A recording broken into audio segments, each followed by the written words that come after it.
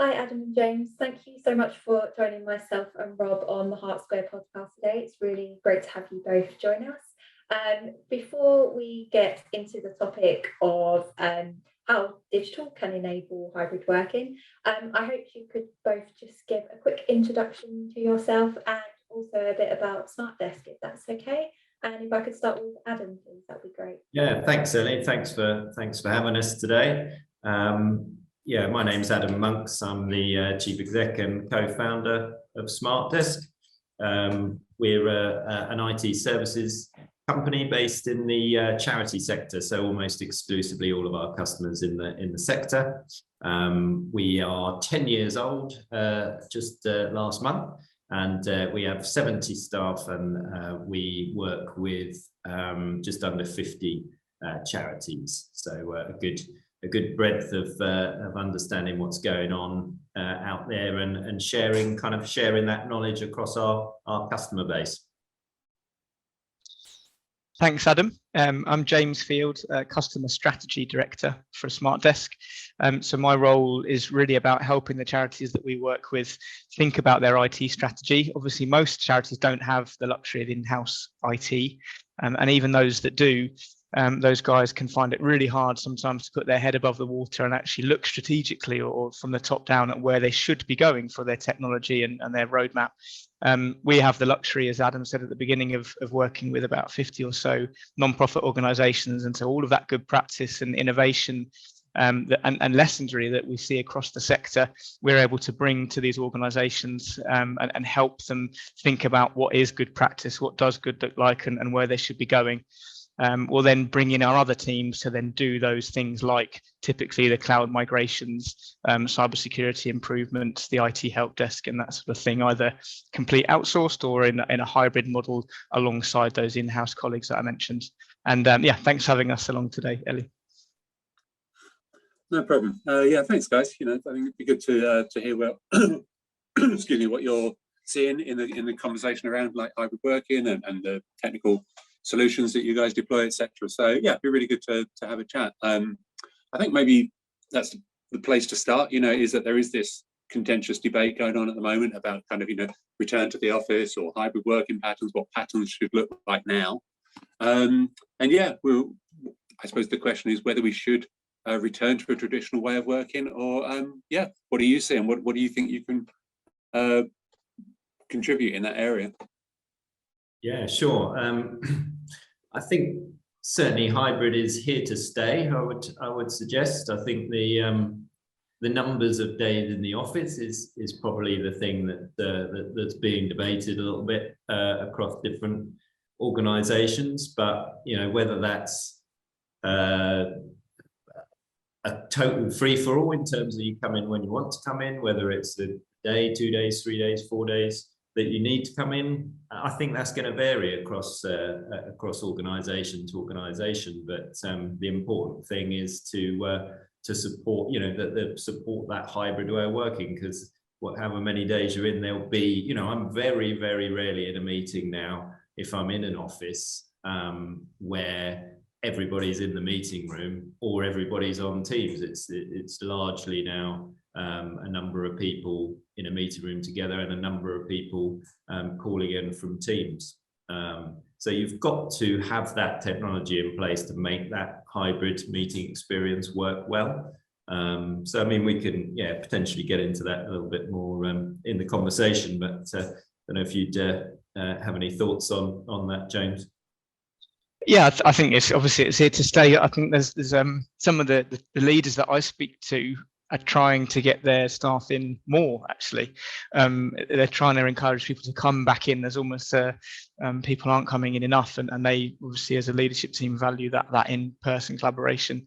So I think there's we might see people returning a little bit more over the next year or two, but technology can be a big barrier to people coming in if it's fiddly and you have to faff around with your workstation and completely change your configuration. If you're at home or an office, it's just going to put you off. So it should be totally seamless and frictionless, and that should hopefully encourage people to come in and work a bit more often together.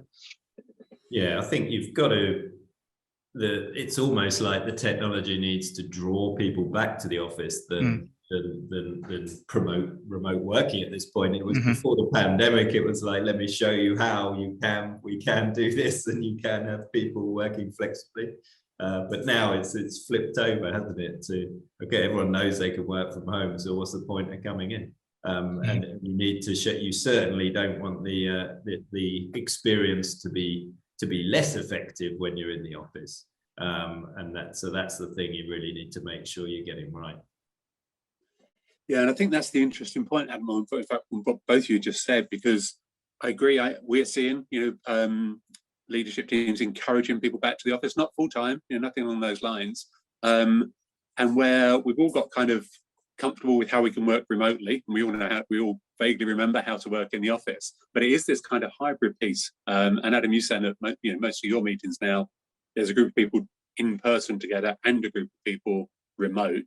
I think that's the one that actually is still a challenge for some organizations, I think, to be able to accommodate the hybrid model. Yeah, we can all meet in person, but then you have to be really structured about coming in. Yeah, and we can all do, a remote Teams call, Zoom call, whatever it might be, whatever brand you choose, fully remote. It's that piece in the middle that I think, and it's interesting you picked up on that, because you're obviously seeing a very successful experience in that regard. Yeah, for sure. It does take investment, though. I mean, we can all remember prior to the pandemic, you'd have pretty much everybody around the table physically, but then you might have one person dialing in on the phone, and there'd be like a desk phone in the middle of the table, and nobody could hear that person. They couldn't hear anything in the room either. And it just didn't work at all. Now people accept it's got to be better, but there are degrees of how these things are being tackled, and I would argue that you should invest in your meeting rooms with the proper audio visual equipment, whether it's Teams room or Zoom room, built into the AV equipment in the room, making it very, very easy for people to use it. So with Teams rooms and Zoom rooms, for example, you can start the meeting straight from the touchpad in the room. You don't need to even connect to laptop at all. Or you can have the option to connect the laptop if you're joining somebody else's external meeting, if it's on WebEx or Google Meet or such like. So the meeting room needs to support all technologies through that way. But equally, if you're a Teams organization or you're a Zoom organization, you can have that real ease of use where you book the room knows it's in the meeting, and you walk in and tap one button on the touchpad, and away you go. And it's that ease of use that gives your staff kind of the confidence that they can run those meetings, and making sure that, the sort of touched on earlier, the room's properly mic'd up, and the speakers are good enough for everybody to hear what's going on. Webcams can, do cool things now, like track the person that's speaking and sort of automatically zoom in and out, and you can look like a bit of a news reader at the start of the meeting when you suddenly get a dramatic zoom in from the webcam. But there's as I say, there's degrees of this technology, so all of that cool stuff's available for those that really do a lot of those hybrid meetings. Need to get them right, because they're talking to funders or whatever it may be. Other organisations on tighter budgets, there is some good mid-range technology out there now that we've implemented for some of our small and medium-sized customers as well. Actually, James, you might be able to talk to that on a couple of those that we've done. Yeah, there are a couple of kind of out of the box, all-in-one video conference solutions now. So you can blink and spend £100,000 on a video VC consultant who would overspec stuff, and you, on the other way, you can just have a milk crate and a webcam and no one can hear you. So it's kind of that balance. But that market, as you might expect, has really matured a lot over the last 2 years. So Logitech make a really good, Logitech Group it's called, they make a really good kind of all in one box kind of solution, where it's a webcam, a microphone, and a little extension microphone you can put down the other end of the table, and it's perfect for a medium-sized organization where you've got a little room of maybe 8 to 12 people. Really good value. I think it's about 900 quid or something like that. Not not insignificant, but also not tens of thousands. Microsoft actually themselves have Teams compatible. They've worked with vendors like Logitech to actually come up with different size packages for your meeting rooms, and they're all just kind of, you buy it once, you set it up in the room, and it's excellent for hybrid meetings. So you don't have to kind of do everything bespoke now. You can just buy off the shelf packages from these vendors, and they're all sized per the size of the meeting room. Yeah, and our charity customers are always really happy to help each other out in terms of sharing knowledge on, well, most things really, but this type of thing, visiting one another's office just to see a couple of these things in practice is always an available route for organizations to consider if they want to go and see, what's available at the sort of top end of this stuff and at the mid-range as well. Go and have a look, go and have a play with it.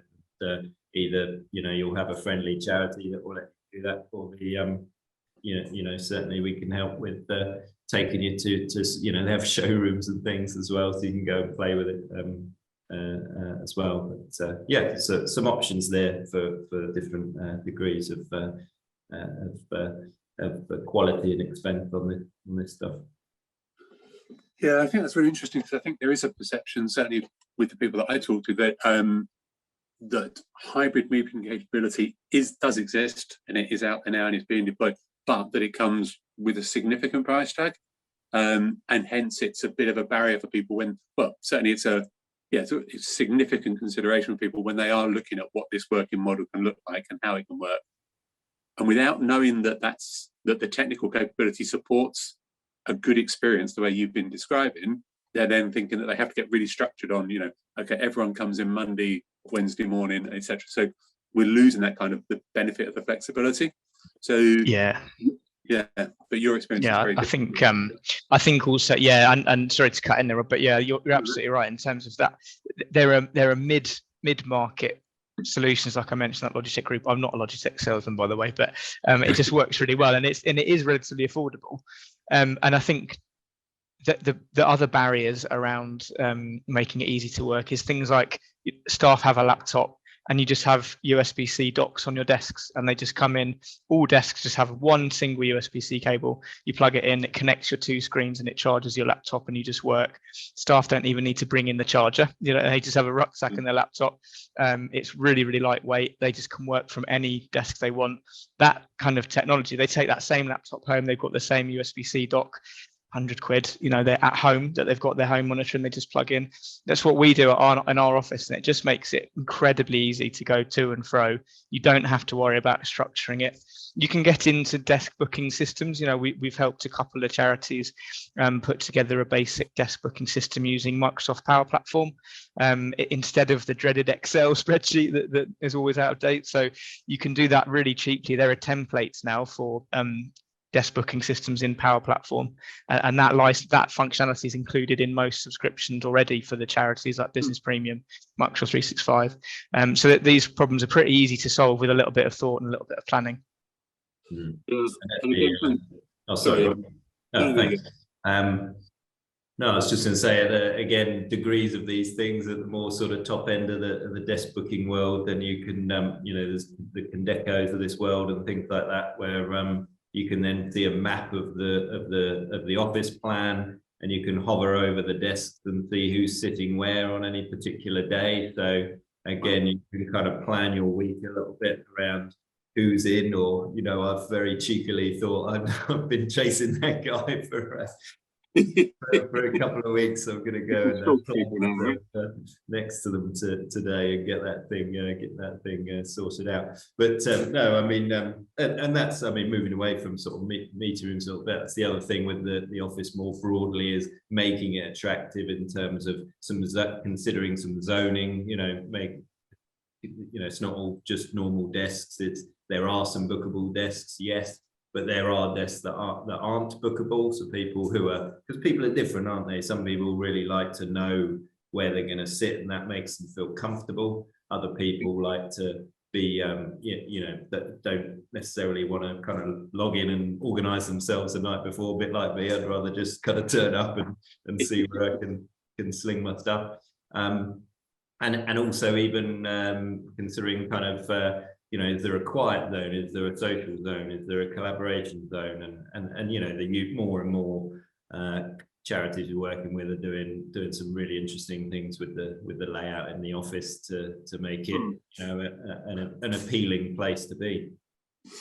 Yeah, interesting. Which comes back to that point about experience, doesn't it? About the experience that an employee has when they come into the office. And I think we'll move on, but I do think there's something in there that you said, actually, James, as well, about with the docking stations and stuff like that. It's in there, but explicitly to what you're saying, actually, is it you can get to that one device model. So which for ease of use, convenience, flexibility is perfect, isn't it? If I can, be working at home and literally just take the same device, plug it in a new location and continue with the same experience, that's fantastic. Because for all the syncing between accounts in the world, there's nothing quite like having your own computer. I find, and I think I'm not alone. No, definitely, and actually, that's the beauty of USB-C, that modern laptops have this one type of connector, and all modern laptops have it. I'm talking 2 years plus old, they all have it. So it almost doesn't matter if it's different makes and models. It used to be you had to have a Dell docking station for a Dell laptop, and it was an absolute nightmare. But now it is a universal standard, and all modern laptops work with it. So we have a mishmash of laptops at Smartdesc, and we just come in and just plug it in, one cable done, and the person takes it home. There's maybe we can come on to the other bits and pieces later on around how you can actually manage those devices centrally, because a lot of charities miss a trick there and don't realize that some of these tool sets that are included in a lot of their subscriptions already can actually take the headache out of things like setting up a new laptop. There's kind of olden days of having to bring it into the office and have your IT person come and set it up for 2 hours. Then you put it in a box and ship it to the person at home because they don't come in the office. Those problems are all solved now with some of the Microsoft 365 technologies, where it's completely automated. So it can go from the factory straight to the person's home. It's pre-registered with your organization's serial number, your kind of details. When that person gets it out of the box, plugs it in and connects it to their home Wi-Fi, which they can do, people are used to doing that. It then recognizes it as, oh, hey, I'm X charity's laptop. I belong to this organization. I'm going to configure myself in that charity setup with their desktop, their settings, their security, their desktop background, their applications, their CRM shortcut. It does it all automatically through Microsoft 365. And that's not even a paid for feature. That's actually included in the subscription. And that just massively simplifies that whole process of laptop distribution to new starters. It's just so rarely configured. So that's where, those adding in those little bits just make it scalable and more manageable. And your point, Rob, on sort of having your own laptop, I think we've heard that as well, sort of across the board, really. If we're doing a big infrastructure transformation for a customer, then we like to go out and do a discovery first and actually ask the staff kind of what's working well, what do they want to see with their technology sort of going forward. And invariably it is now a move away from kind of remote desktops and those sorts of remote desktop services, which were always the norm because everything had to be secured on central servers and so forth. And now, because of these Microsoft tools that James has described, those laptops can be secured from the cloud, and the data on those laptops can be secured, and we can get central sight of it on the laptop devices themselves. So that then unlocks the ability for everybody to be able to work locally on the desktop, which really is the best experience, because if you're in Teams 75% of the day, you need that to work well, and that's, historically has not worked so well on things like virtual desktops. So yeah, end users are happier now, so it's great. It's much, and actually the support volumes for our help desk teams or our charities help desk teams, they've really come down. You really, if making the case for investment, because you do need to give people decent laptops at this point. You can prove that kind of ROI on those support volumes actually coming right down. If people have got a good laptop, they're working locally on it, and they're walking around and they plug and play with it, then we've seen up to kind of 50% drop off in support ticket with some of the organisations where we've done this type of infrastructure transformation. So yeah, it really can make a big impact. And it was interesting to hear that that's your view as well, that there's nothing to really beat your own laptop and working locally. Yeah, I think you just get used to a device and stuff, don't you? But I mean, talking about impact, and it's really interesting hearing what you're saying about your support desk there as well, because one of the things we wanted to talk about a little bit about today was kind of what's changed for, let's say, for an IT team. You know, a lot, the world has changed, right, since 2020, but everything we've been talking about, you know, infrastructure, configuration, support services now, you know, you're saying has an impact on our view, our traditional view of an IT team, and actually maybe the infrastructure they support. So you guys are in the front line of that conversation as well. I mean, what are you seeing? How are you seeing the role of an IT team evolving and being seen to be needed within charities now? It need to be. Yeah, I mean, again, we've got lockdown to thank a little bit for the acceleration of cloud adoption. Infrastructure is solved largely. You know, you should have your infrastructure in the cloud at this point. You shouldn't need to have servers on site that take a lot of support time. And that then really does, you know, for years IT teams have wanted to be, you know, and have talked about being more proactive, but I'm actually genuinely seeing that now. And it's really quite an exciting kind of time to be involved in it, because you know, as long as it's executed well, you obviously need it executed well. If you're doing a migration, a server migration into Azure or something like that, there are frameworks, you know, do use experts to do that piece. But once that's there, then the support of that layer, at least of that stack, is removed.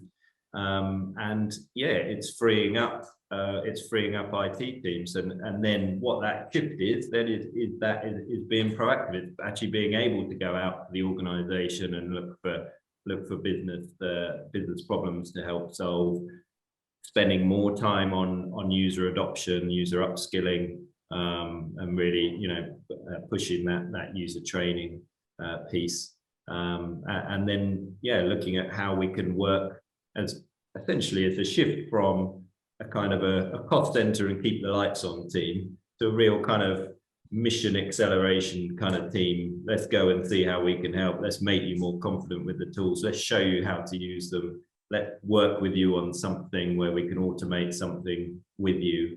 And then you can kind of, you know, do your internal case study at the organization and hopefully get a bit of a snowball with it. And so also, I suppose, working more closely with those bigger organizations that have the luxury of having kind of organizational change teams and learning development teams and things like that, working very much in working groups and matrix teams with those teams to, you know, be part of that organizational change, culture transformation work that's going on. So that's a lot of kind of my time in those things now, and encouraging IT teams to have, you know, to make that shift and that focus on going out and helping the users, helping the staff. Yeah, I think I'll maybe just add to that. One of the questions I get asked the most actually is how we can get our systems talking to one another, and that's probably a topic that, you know, the changing role of the IT team, where we've moved away from kind of centralized servers and everything running in one place to it exploding onto the cloud, and which has been amazing for taking away those downtime headaches that we used to have, sleepless nights about the server going down, that dreaded problem. You know, that's solved. But then we've now got a typical charity might use like 12, 15, 20 different cloud-based applications all through web browser. They're all separate, and you've got all of this good data going 12 ways. And how do we actually bring that back to looking across those systems so that you're getting a single pane of glass view of your data and your analytics and your impacts? And it's a real headache, because these software vendors all proudly say, yes, we offer integration, but actually when you dig a little bit deeper, they don't really. They just have a framework within which you can plug in other systems to. But if your other system doesn't meet your current system's kind of schematics and layout, then they won't talk to each other. So that's when you start to need things like middleware, as it's called. So Power BI, probably some listeners might have heard of that.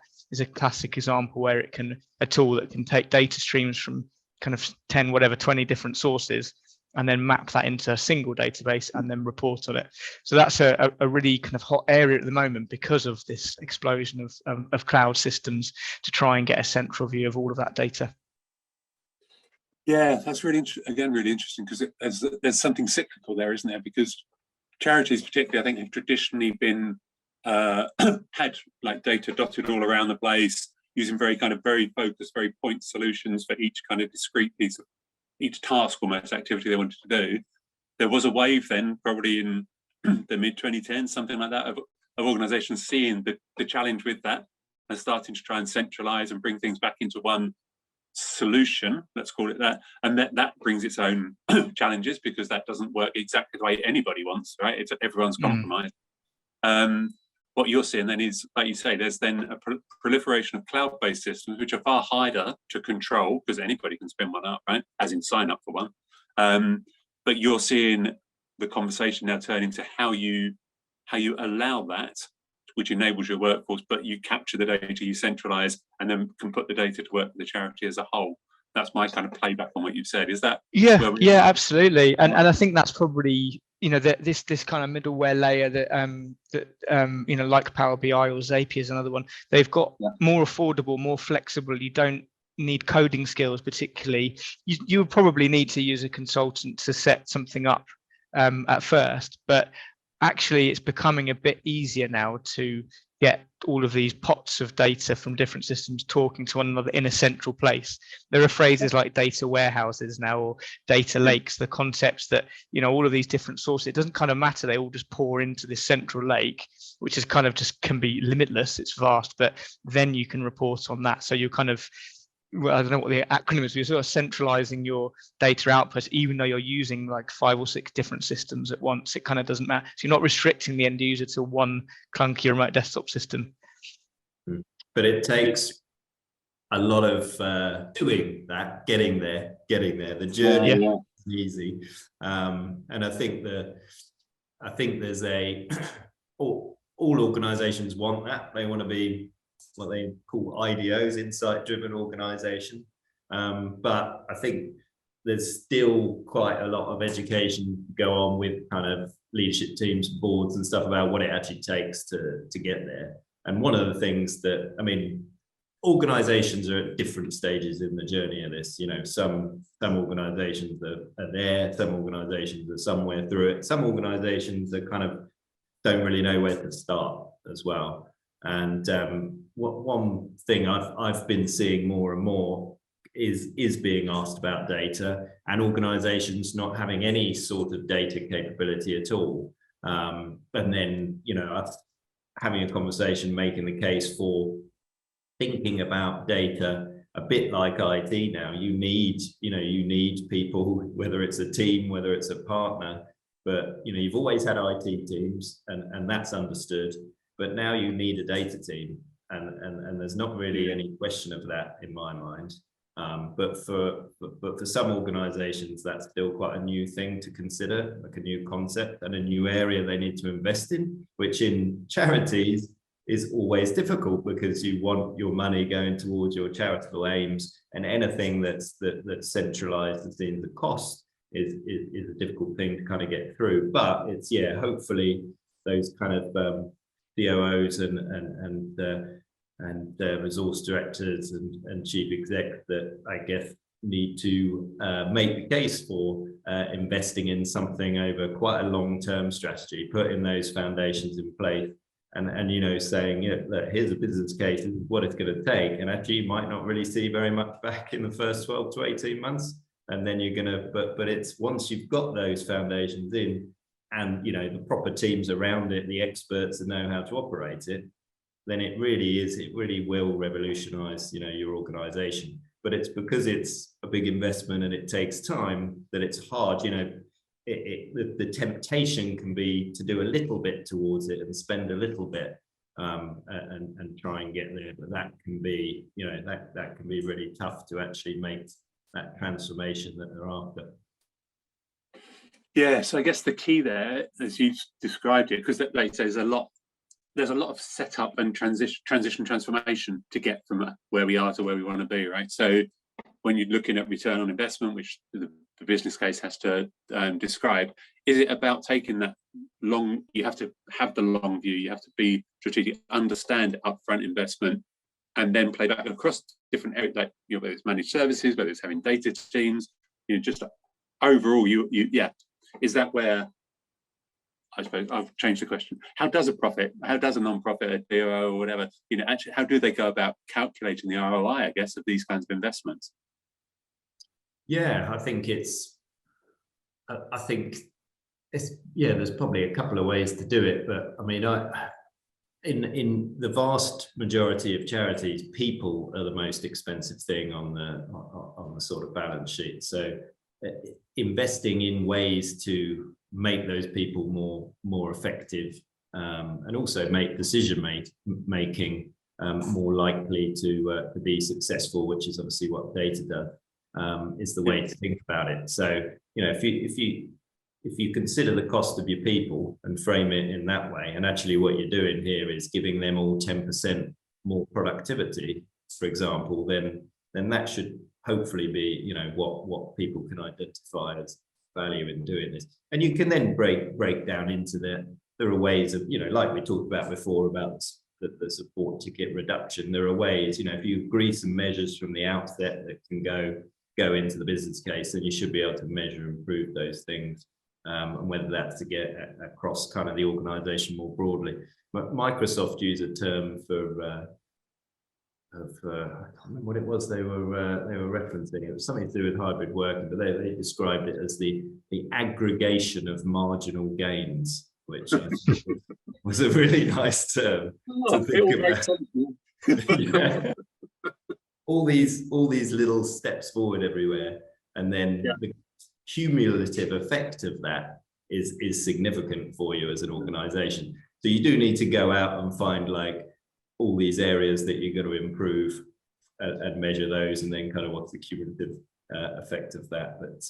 But yeah, in answer to your sort of original question, I think you've got to be prepared to back your colleague who's going to make that sort of data transformation and do it with them over a kind of 2 to 3 year period, and support them in doing that. I think looking for anything happening overnight is difficult. Well, particularly for the bigger organisations, it is a more straightforward, obviously, and I mean it's always difficult in any organisation, but in smaller organisations, I don't want to put off anyone in a 20-person organisation that thinks they need a massive data team or anything like that. That's more where you can actually just make those, I think, more sort of ground up approach to work with one team and automate something or build them something in Power BI with some insight, and then kind of show that case study in the organization, and hopefully build something up a bit from the ground up rather than necessarily a kind of a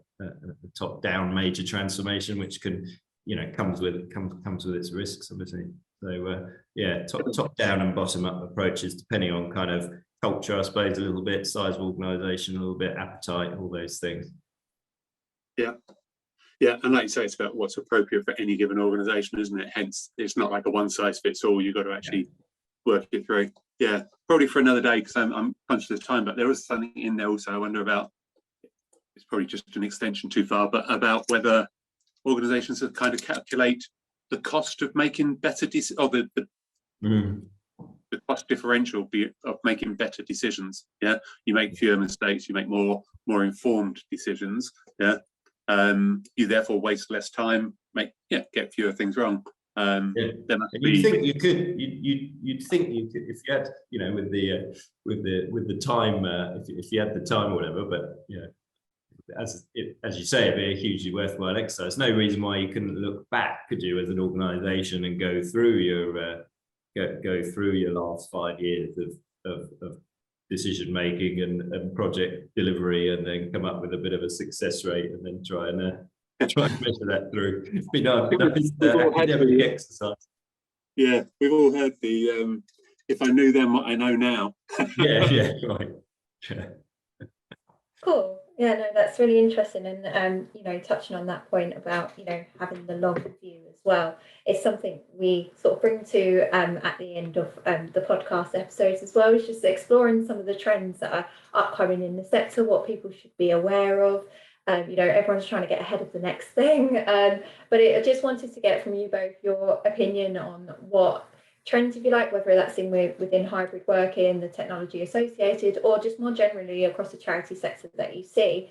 What are some of the upcoming trends, challenges that you see and think others should be aware of, really?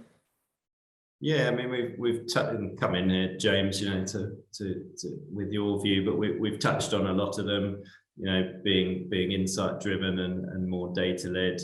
We've touched on sort of automation and the fact that, the exciting thing there, as you were describing earlier, James, is that those technologies are now available for small and medium sized organizations. That was completely out of reach unless you're some sort of global corporate as recently as 5-10 years ago. So now that infrastructure is solved in inverted commas, then that's where again the IT team shifts to looking at that kind of automation stuff and supporting our data colleagues. Smartdesc aren't a data agency, we're an infrastructure agency, but we're working more and more closely with data teams because we need to spin them up their servers in Azure, make sure they're secure, make sure it's cost effective as well, because you can get the cloud wrong and start to spend a lot of money in there. So making sure it's all cost effective as well. And probably the only other one I'd call out is that we're seeing more organizations looking to use partners for things. I think that is, there was a time where sort of outsourcing was a taboo and that sort of thing. I mean, for us personally, we do a kind of a modular type thing. So we work in a matrix way more often than not with the larger organizations. With the smaller organizations, they might want to kind of outsource the whole piece, but with a medium and large size organization, they can kind of pick and choose different roles, different capabilities for us to sort of slot in with their existing teams with. But that conversation seems to be sort of easier, to be honest, now. So seeing a bit of a trend for that being a way to accelerate and really kind of make a bit of a transformation where things have potentially been a little slow. Yeah, I'd probably add on to that. There's optimizing your infrastructure and your cloud setup is a big theme and trend at the moment. There's been so much, as you said at the beginning, Adam, there's been so much good innovation through the pandemic, but it kind of resulted in this explosion onto the cloud because we had to, and now everyone's kind of thinking, right, well, we've now got 10 different shared file systems like Dropbox and SharePoint and OneDrive and all that stuff. How do we actually bring that into one place and rationalize, consolidate and optimize it? And how do we manage a staff base of 150 people, all with laptops working all over the country on their home internet lines? And as I said at the start, tools like Autopilot, Microsoft Intune, these are very low cost or free in some cases tools that can properly manage all of your IT estate from the cloud and give staff a consistent experience from home or office. So that optimization opportunity now is there, and it really actually frees up your IT team and frees up staff's time to be more efficient and look at things like what we're doing with our data and how our systems are talking to each other. So investing now in just consolidating and optimizing your current setup is money well spent, I would say. And the second thing from where I sit is the whole cyber debate, and that's it's just more than ever a topic. And the dreaded trustee question at the board meeting where they say, what are we doing for cyber security? And the chief exec sort of scratches their heads and then normally sends us an email. It's a really difficult one to answer that, isn't it? Because it's such a broad topic and it's also quite specialist. So I think there are certain things, and my sort of ethos on this is always really around cyber, is that good cyber security is really making your organization less appealing than the next person. It's as simple as that. If you can follow a baseline set of good practice for your cybersecurity, really you're ahead of the pack. And if you want to be attacked, if you're really targeted, you will be, and there's not much you can do about that. But you can certainly cut out or reduce your risk right down by just making yourself less appealing. So the Cyber Essential scheme is a no-brainer, really. That's a very good minimum standard of cybersecurity quality, and it's created by the NCSC, the National Cybercrime Centre. It's a government initiative. It's quite light touch, but it's a really good belts and braces minimum standard. And then there are things like the National Cybercrime Centre 10 steps. So if you just Google NCSC 10 steps, really good framework which just asks questions. No matter what size of organisation you are, they would apply. What do we do for this, and this across these 10 areas? And if you can meet those standards, you'll really be in a decent shape. You can then move on to things like ISO 27001 and Cyber Essentials Plus, etc. But just get those basics right, and make yourself less appealing is definitely an area what we're trying to help a lot of charities get to at the moment. Yeah, that was go on, carry on. No, I was going to say it's just a really good trend to call out. Actually, I mean, there's been an increase in ransomware attacks. There's the threats worse than ever, and there has been a shift in the organisations we work with to invest more in security. So again, that conversation is getting easier as well to invest in that stuff, because there are unfortunately these case studies you never want to hear about of charities being completely taken down by a ransomware attack. So yeah, it's an area, it is a real trend that the investment's going up in that area. And just picking up your point very quickly on the sort of conversation at the board, one of the things NCSC calls out as well is to make sure you've got a bit of a kind of golden thread of accountability for cyber security running through your organisation. So you should know who's accountable for it at the operational level, who's the sort of accountable head, and who on the board is accountable for it, and really have that thread tied right through. And the board should know it should be a board paper, quarterly coming that the board is cited on at this point. That's the level of importance for it. It's natural that you look at the finance report there. I would argue that you want to look at your cyber security report there as well, because of the significant impact it can have if unfortunate. And each of your applications needs to have a data protection impact assessment, and there needs to be an application owner assigned from the business to each one, and part of their ownership of that application isn't just about the quality of the data and how it's used, etc. It is also who's asking the question of how secure that application is. Is it using two-factor authentication? Does it have single sign-on with our Office 365 so that it's easier to log into?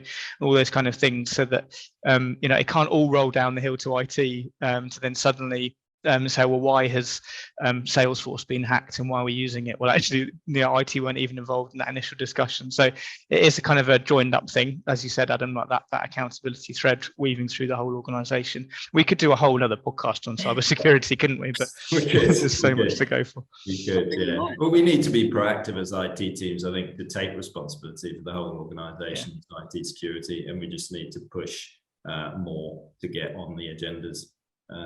And as I was saying earlier, now we've got all the time in the world. We can be that proactive. I do hold that quote. Infrastructure is solved, you said. Yeah, great. Takeaway.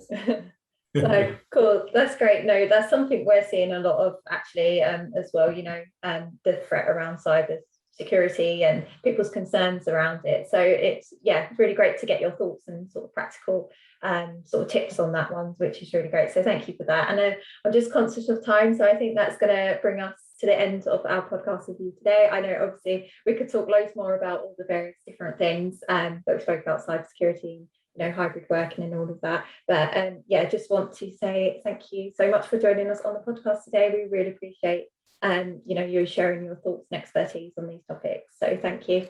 Great. Thanks, thanks for having us. Thanks, guys. A lot.